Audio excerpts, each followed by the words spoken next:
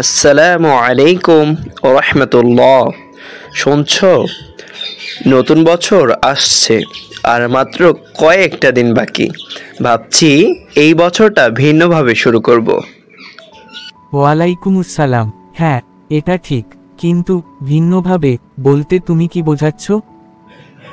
মানে ভালো কিছু নেক আমল দিয়ে নতুন বছরটা শুরু করব।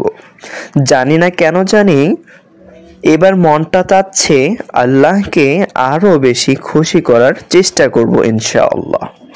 মাশাআল্লাহ, খুব ভালো কথা। আল্লাহ তো কুরআনে বলেছেন, তোমরা সৎকাজ ও আল্লাহভীরুতা অর্জনে একে অপরকে সহযোগিতা করো।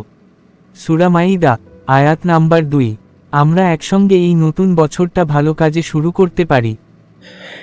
ঠিক তাই, আমি ভাবছি প্রথম কাজ হবে 5 ওয়াক্ত নামাজ নিয়মিত আদায় করা।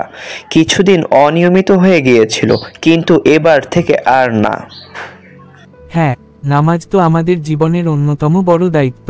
আর আমি মনে করি, ফজরের নামাজের পর কুরআন তিলাওয়াত শুরু করলে দিনটাই সুন্দর হয়ে যায়। দারুণ আইডিয়া। প্রতিদিন অন্তত 10 মিনিট কোরআন পড়া শুরু করব। জানো, আমি একটা জিনিস লক্ষ্য করেছি, আমাদের অনেক আত্মীয় বা বন্ধু আছে যাদের সঙ্গে আমাদের সম্পর্কটা তেমন ভালো নেই। ভাবছি তাদের সঙ্গে সম্পর্ক মেরামত করব। সুবহানাল্লাহ, এটাও একটা বড় নেক আমল।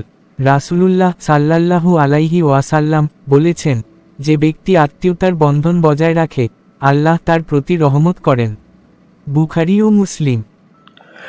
আর একটা জিনিস মাথায় আছে, এবছরটা সদকা বা দান করার প্রতি বেশি মনোযোগ দিব। ছোট হলেও প্রতিদিন কিছু দান করব। খুব ভালো।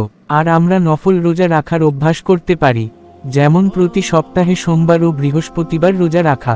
এটা রাসূলুল্লাহ সাল্লাল্লাহু আলাইহি ওয়াসাল্লাম খুবই পছন্দ করতেন। হ্যাঁ, শুনেছি এর ফজিলত অনেক।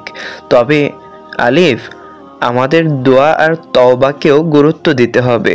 নতুন বছর মানেই তো পুরনো গুনাহগুলো থেকে তওবা করার একটা বড় সুযোগ বা অপরচুনিটি।